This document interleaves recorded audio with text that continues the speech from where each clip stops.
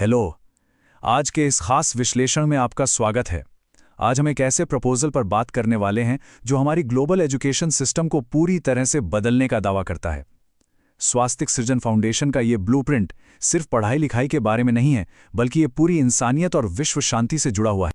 तो चलिए एक बहुत ही सीधे से सवाल से शुरुआत करते हैं। जरा सोचिए, क्या एजुकेशन का इकलौता मकसद सिर्फ नौकरी पाना है? बचपन से ही ना हमें यही रटाया जाता है कि अच्छे मार्क्स लाओ ताकि आगे चलकर एक अच्छी सी नौकरी मिल सके। लेकिन क्या लाइफ का असली मकसद और एजुकेशन का अल्टीमेट गोल सिर्फ और सिर्फ एक कर्मचारी तैयार करना है? आज के दुनिया में ना एक बहुत ही अजीब सा कॉन्ट्रास्ट है। एक तरफ साइंस और इंटरनेट ने पूरी दुनिया को एक छोटे से गांव में बदल दिया है। हम पलक झपकते ही दुनिया के दूसरे कोने में किसी से भी बात कर सकते हैं। लेकिन दूसरी तरफ देखिए, हम अंदर से कितने अलग थलग पड़ गए हैं। स्ट्रेस, हिंसा, लालच, ये सब लगातार बढ़ रहा है। हम सैटेलाइट के जरिए तो एक दूसरे से जुड़ गए हैं, लेकिन इंसानी स्तर पे कहीं ना कहीं टूट रहे हैं।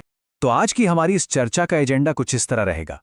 पहले हम मॉडर्न युग की समस्या देखेंगे, फिर रामायण के यूनिवर्सल आइडियाज़ को समझेंगे, उसके बाद जीवन के 7 अध्याय, एजुकेशन में क्या नया बदलाव चाहिए, और आखिर में विश्व शांति का रास्ता। चलिए सबसे पहले बात करते हैं हमारे पहले पॉइंट की, आधुनिक युग की समस्या, जो सिर्फ किताबों तक सीमित नहीं है। यहाँ फाउंडेशन का मेन लॉजिक बिल्कुल साफ है। उनका कहना है कि हमें एक ऐसी एजुकेशन चाहिए जो इंसान को सिर्फ सक्सेसफुल नहीं बल्कि एक्सीलेंट यानी श्रेष्ठ बनाए। देखिए, सफल तो कोई भी बन सकता है ना? पैसे कमाना या एक बड़ी पोस्ट हासिल कर लेना सफलता हो सकती है, लेकिन एक जिम्मेदार, शांत और बेहतरीन इंसान बनना, वो है असली एजुकेशन। दुनिया को अब सिर्फ काम करने वाली मशीनों की नहीं बल्कि अच्छे इंसानों की सख्त जरूरत है। आगे बढ़ते हैं हमारे दूसरे हिस्से की तरफ, रामायण एक यूनिवर्सल आइडिया। अब आप शायद सोच रहे होंगे कि आज की इन मॉडर्न प्रॉब्लम्स को सुलझाने के लिए हमें कितने प्राचीन ग्रंथ की बात क्यों कर रहे हैं। तो इसका जवाब बहुत गहरा है। राम सिर्फ एक नाम नहीं है, ये अपने आप में एक पूरा विचार है, एक आइडिया है। अगर हम इसे किसी धर्म से जोड़कर देखने के बजाय एक आइडियल ह्यूमन पोटेंशियल के तौर पर देखें, तो ये एक ऐसे बैलेंस लाइफ का ब्लूप्रिंट बन जाता है जिसकी आज हमें सबसे ज्यादा जरूरत है। लेकिन इस प्राचीन ग्रंथ को बिल्कुल ऑब्जेक्टिव तरीके से कैसे देखा जाए? अगर हम इसे जाति, धर्म, राजनीति और हर तरह के पूर्वाग्रहों से अलग कर दें तो क्या बचता है? बचती है एक यूनिवर्सल गाइडलाइन। यह विशुद्ध रूप से कैरेक्टर और ड्यूटी की बात करता है। यह हमें दया और अपनी मर्यादाओं में रहना सिखाता है। जैसे ही आप पॉलिटिकल चश्मा हटाते हैं, यह हर एक इंसान के लिए आर्ट ऑफ लिविंग बन जाता है।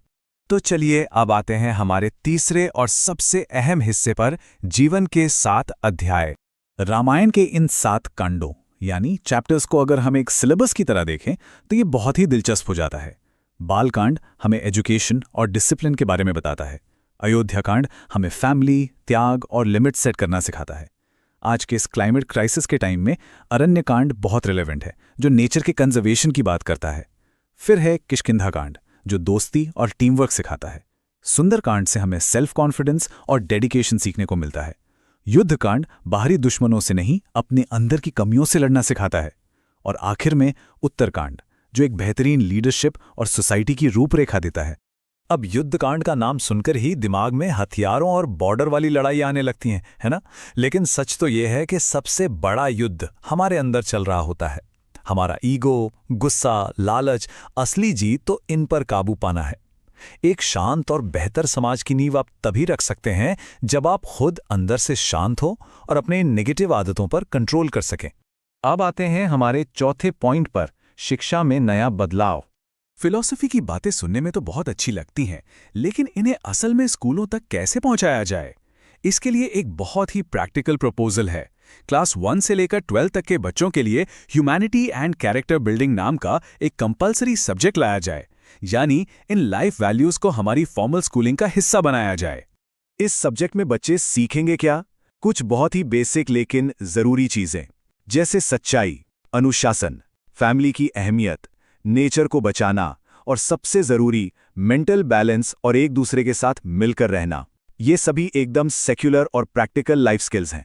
ये बच्चों को सिर्फ एग्जाम पास करने के लिए नहीं बल्कि जिंदगी के असली इम्तिहानों के लिए तैयार करेगा। यहाँ एकेडमिक एजुकेशन और वैल्यू एजुकेशन का फ़र्क समझना बहुत ज़रूरी है।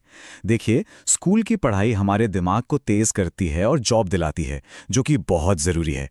लेकिन वैल्यू एजुकेशन हमारे दिल को, हमारी एम्पैथी को और हमारे कैरेक्टर को डेवलप करती है। हमें इन दोनों के बीच एक बैलेंस चाहिए।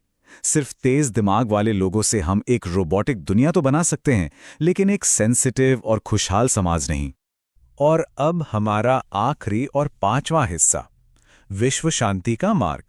जरा आज की दुनिया की तरफ देखिए। दुनिया को आज हथियारों से कहीं ज्यादा मजबूत कैरेक्टर और वैल्यूज की जरूरत है। हम इस बात से बिल्कुल इनकार नहीं कर रहे हैं कि देश की सुरक्षा के लिए मिलिट्री पावर जरूरी है, लेकिन अगर हम चाहते हैं कि दुनिया सच में आगे बढ़े और सुरक्षित रहे, तो टेक्नोलॉजी के साथ साथ हमारी नैतिकता का ग्राफ भी ऊपर जाना चाहिए। ये लाइन अपने आप में बहुत कुछ कह जाती है। धर्म से पहले इंसानियत और बंटवारे से पहले प्यार। ये कैसा नजरिया है जो इंसानी कनेक्शन को बाकी हर चीज से ऊपर रखता है। और सच मानिए, यही वो इकलौती नींव है जिस पर हम एक पीसफुल फ्यूचर खड़ा कर सकते हैं। इस पूरी चर्चा को समेटते हुए मैं आपके सोचने के लिए एक सवाल छोड़ना चाहता हूं।